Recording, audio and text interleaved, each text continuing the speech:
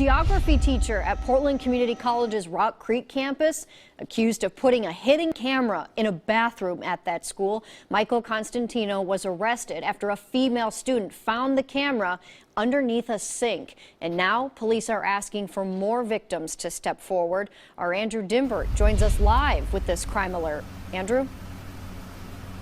Yeah, well, Jennifer, as you can imagine, crimes like this are difficult for investigators because there may be a whole slew of people out there that don't even know that they're victims. So tonight, police are asking the PCC community, if you know something, call police immediately because more victims could lead to more charges.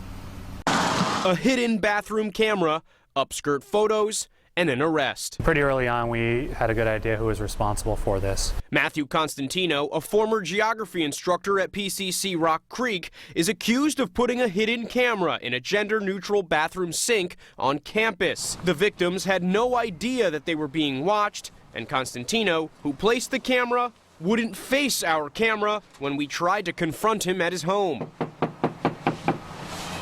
Unfortunately, sometimes just because of the nature of this kind of crime, we might not always know if it's zoomed in or it's, these kind of upskirt photos that people are familiar with. We're not always sure necessarily who all the victims are. As police worked closely with campus security and personnel, Constantino was placed on leave in October and eventually fired 3 months later. The very first day that this report came to light, he was placed on leave right away, and the camera was seized that day, and there were no other victims or any other activity that we're aware of after that very first day. Students and faculty we spoke to are appalled by Constantino's actions. Yeah, I never really would have expected it. This is my 20th year here. Never heard of such a terrifying story.